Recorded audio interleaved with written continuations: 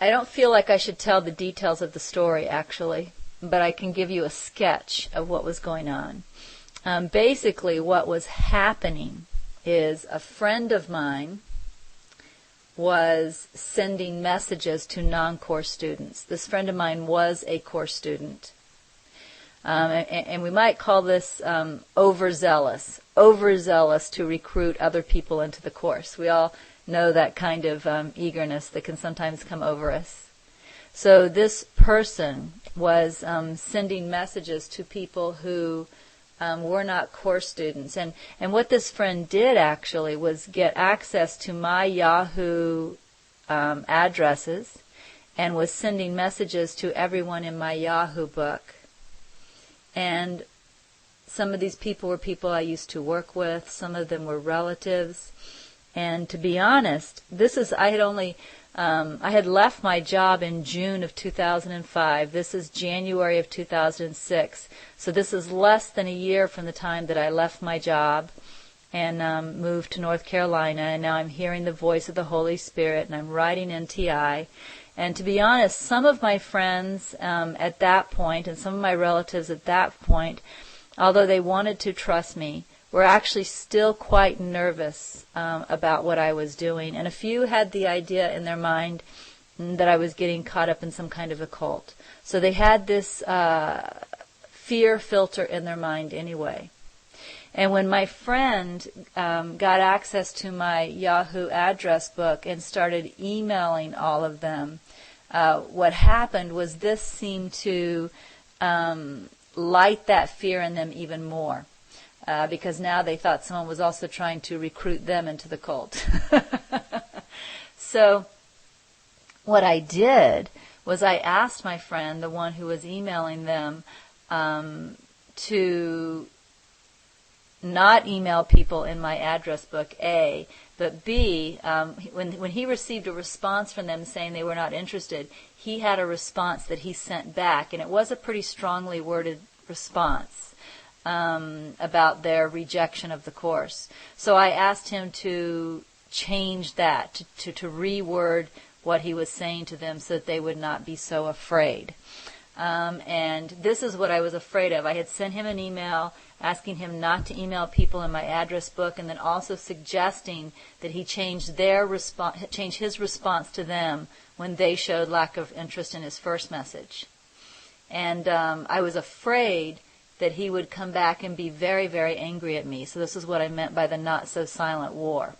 So I really did think I knew what was in everyone's best interest. I thought the best thing would be to get my friend to either, not email them at all, or at least have a gentler, more friendly message that wasn't scaring my friends and relatives into thinking I was in a cult. This is what I was after. And I thought I knew best. I did. So now that the story has come into my memory, let's look at this again. Okay, so Holy Spirit says, all identification with personal must be let go. You are beginning to see a conflict between what you think is best and what someone else may insist upon. This is a situation of perceived control.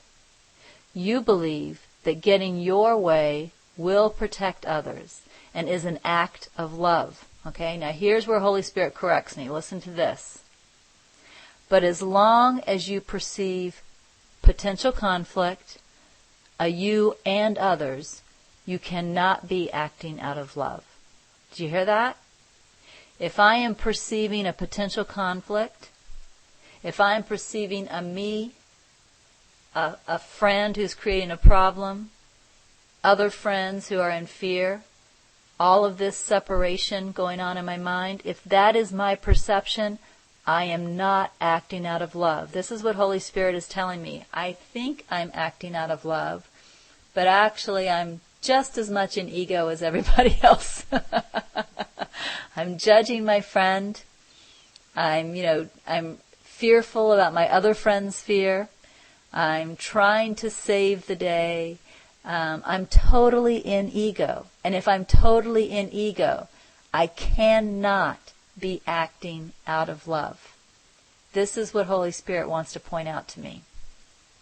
So again, you believe that getting your way will protect others and is an act of love. But as long as you perceive potential conflict, a you and others, you cannot be acting out of love. You are acting out of fear. And I got that the second Holy Spirit said that, which is why reading the sentence again brought the story back to me.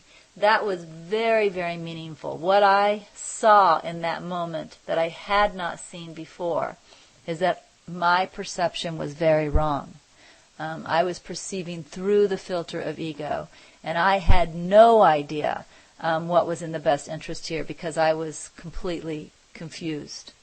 And in fact, you can see when I come back and speak to Holy Spirit again, you can see that I got it. I said, yes, I see that. When I think of things staying as they are in this situation, I am fearful. I am fearful of giving up control, and I am fearful of losing face. Is there anything else that I need to be in touch with? So Holy Spirit has now got me in touch with the fact that I am completely in ego. Completely in ego. And so I really don't know what to do. And in fact, if we go back to the previous message and the previous advice, this is a time when I should be doing nothing. This is a time for me now to stay on the sofa and let go of these feelings. If I look in my mind now, I might find an awful lot of grievance towards the friend that did the emailing.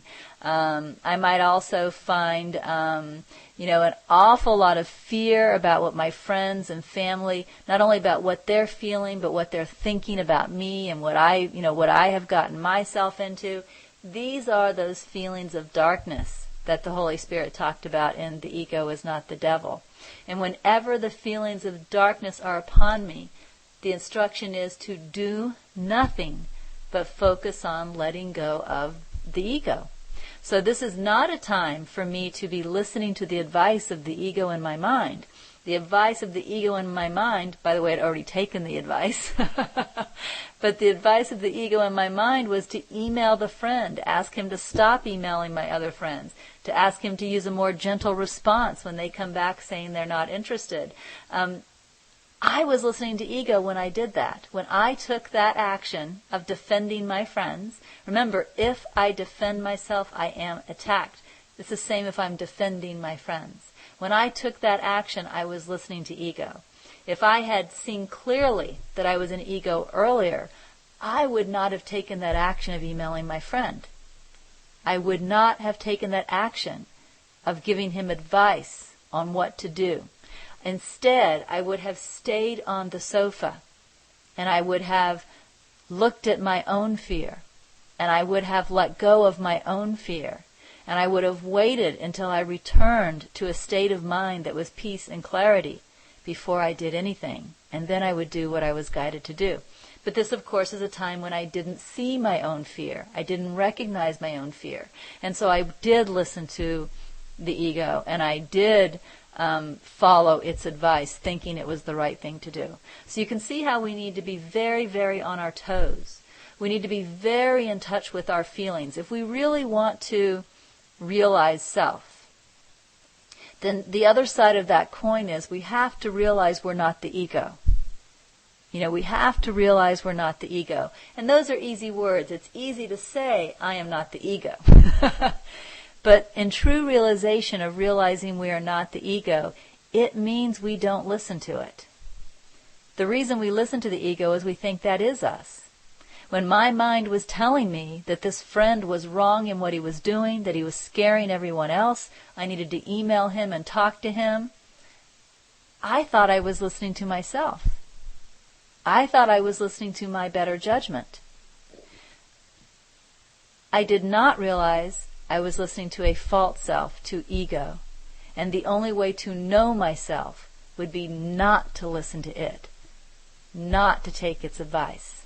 I do realize that now. And the best way to tell that we're in ego is by checking our feelings. If I had checked it all, I would have noticed the grievance, the judgment, the fear. And I would have known I was an ego. It's not hard to discern ego.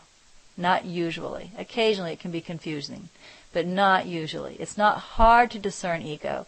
It's just a matter of having that mindset that that is what we want.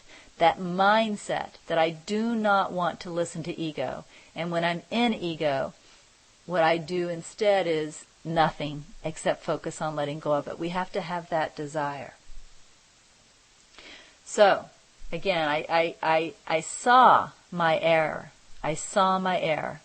And so I asked Holy Spirit, I said, yes, I see, you're completely right. I see my error. And then I said, is there anything else that I need to be in touch with? And Holy Spirit said, your desire to protect these others is a mask over your desire to protect yourself, which gives you the face of innocence and makes your brother guilty of poor judgment and desire to control. Now it's funny because what we have just very clearly seen is that I wanted to control the situation and make it what I thought it would be, that I thought I was using my best judgment when in fact it turned out to be poor judgment because it was ego judgment. And now that I've seen that about myself, Holy Spirit is showing me that another part of what I'm doing is taking all of that, my desire to control, and my poor judgment, and the belief in guilt over that poor judgment, and projecting it all onto my brother, my friend, the one who made the emails. This lets me look like the innocent good one. He's the bad one. Of course, it fully maintains the idea of separation. But Holy Spirit is showing me now, not only am I an ego, but how I am projecting onto my brother. I'm projecting everything that I am feeling onto him. And again, I saw that that was true. And I said, yes, I see. So all there is for me to do is to take myself out of it as a seemingly separate will.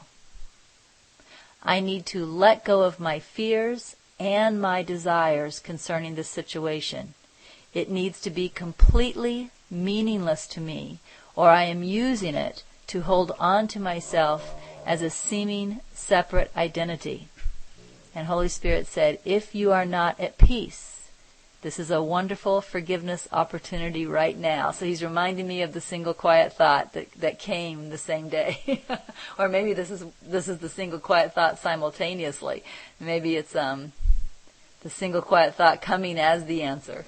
If you are not at peace, this is a wonderful forgiveness opportunity right now. Seize the opportunity. So again, it's that same message. If I am not at peace, this is actually a time to stay on the sofa, which is the metaphor I'm using for do nothing. This is a time to do nothing but let go of ego. When I am at peace and I'm in the flow, do whatever I feel guided to do. Now in this particular case, for the rest of the story, as Paul Harvey would say, once I recognized that my involvement was ego, I chose not to be involved. As I said here, I chose to take myself out of it and just let go of my fears, let go of my worries about what my friends would think, let go of my fears about their fears, let go of my judgments against my brother for trying to get people to think like him, to join his thought system. And I did. I stepped back, and literally within about a day, the whole thing just died down. It just naturally died down. There's not even really an end to this story. I can't even tell you what happened. I can just tell you I quit getting frantic emails from my friends that were afraid I'd joined a cult, and I just went on. I don't even know the end of the story. There is no real end other than the whole thing just kind of blew over.